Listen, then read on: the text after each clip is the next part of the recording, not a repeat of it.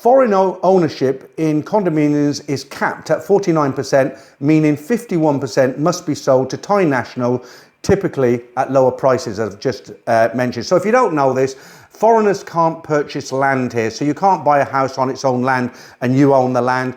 Again, people write in and say if you form a company and, you know, there's lots of jumping through hoop. But generally speaking, if you just want to go out there and purchase a house with land, you can't do it. It's got to be an apartment, a condominium. Now, in these apartment buildings, condominiums, as it says there, and it is the law, only 49% of the residents, the floor space, can be purchased by foreigners. The 51% has to be purchased by a Thai. And again, what that means is if you were in a building that was full and that was the ratio, then you've got no other choice but to sell to another foreigner. Okay, so it's just another hoop to jump through.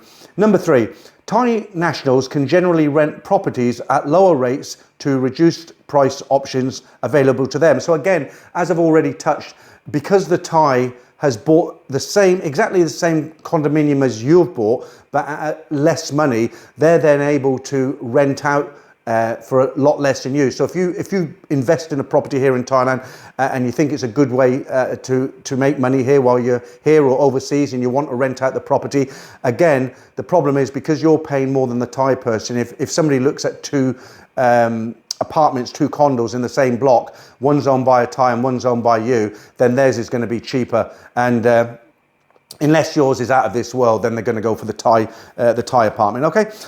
Number 5. Many new developments face low occupancy, while Thai buyers tend to avoid pre-owned units due to cultural sensitivities, such as concerns over previous occupants or deaths. Well, you know, here in Thailand, the Thais are very suspicious.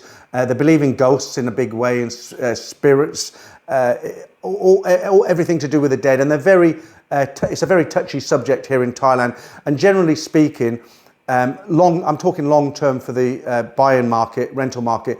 A Thai would prefer to buy a brand new property rather than a second-hand property because they don't know who's lived there before. They don't know if somebody's passed away, you know, in the bedroom or wherever. And they think about this and it really puts them off. It's a cultural thing, you know. And so it's just another hurdle that stops you selling as opposed to a brand new one. Let's move on to our next point, which is number 6. Despite a saturated market and low occupancy, rates often around 30%, new apartment buildings continue to be constructed at a rapid pace. Now, what I mean by that is they just throw up buildings here really fast. And although they can see there's a lot of empty units in a lot of the buildings, they just continue to build. Okay, so, you know, your apartment could be 5 years old. They go to look at a brand new apartment, same sort of price. You want the money that you paid or a little bit more. Obviously, they're going to go for the newer block because yours is now 5 years old. And again, it's second hand. Okay, right. Number 7, and this is something you might not think about.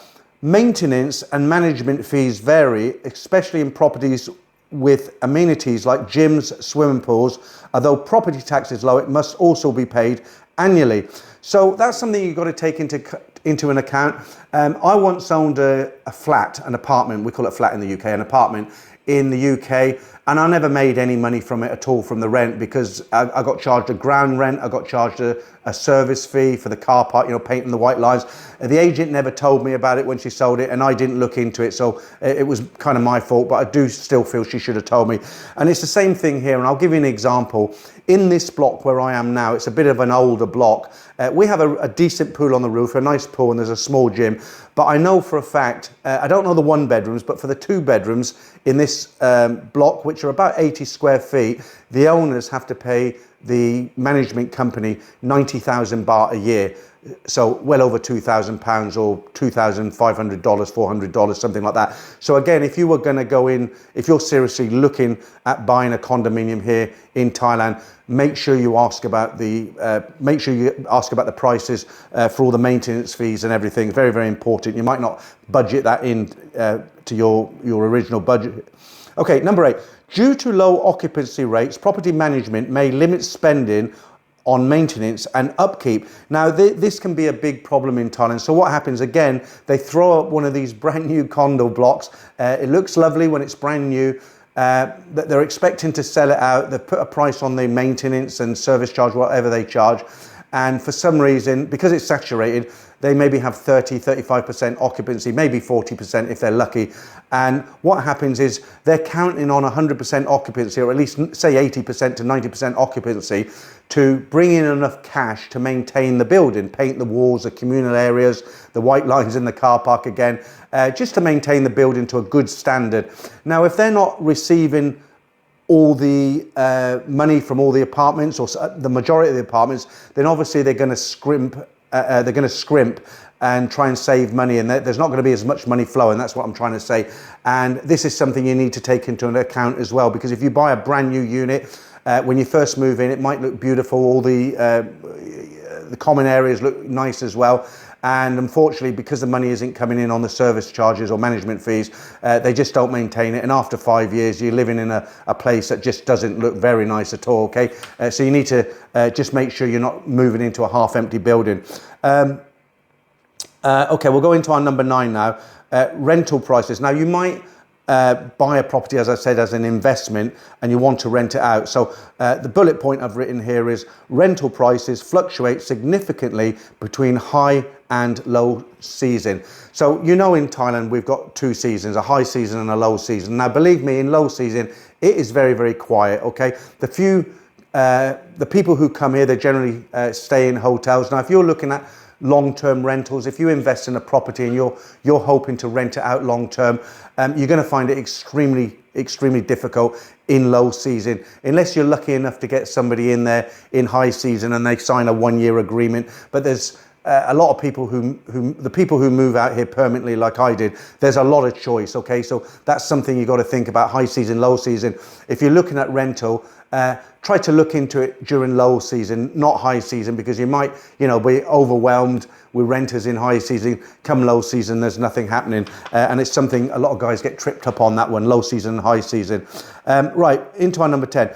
Builders are increasingly competitive, adding amenities like communal workspaces, infinity pools to attract buyers. Now, this is something you might not think about, because they're building so many blocks all the time. Although the market's saturated, it is a buyer's market. It's saturated. They just continue to throw up these condominium blocks brand new. Now, what they have to do, because they're not stupid, the Thais are not stupid, they know, because there's so many different companies setting up these blocks of condominiums, they've got to get the edge. It's a competition. Are they going to buy from this company, or are they going to buy from that company, or the company over there?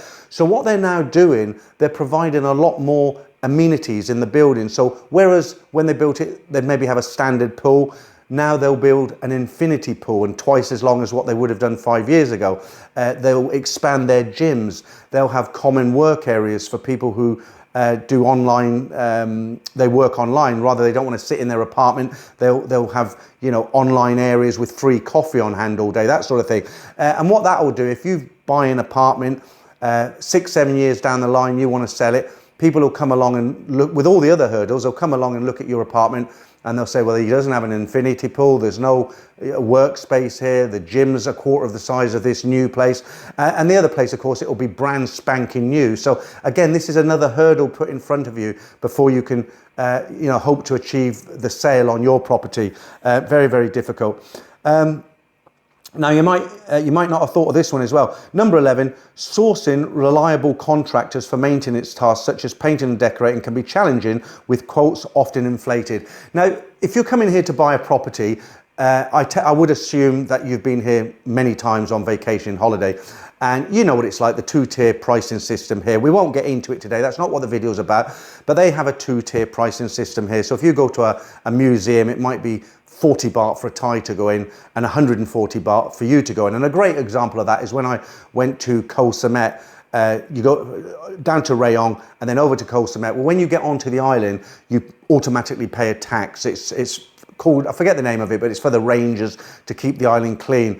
I went with a Thai person. The fee was 40 baht, and it was 100 and, from memory, I think it was 200 baht for me. So there is quite a discrepancy as far as 2-tier pricing goes. Now, it's the same when you want to decorate.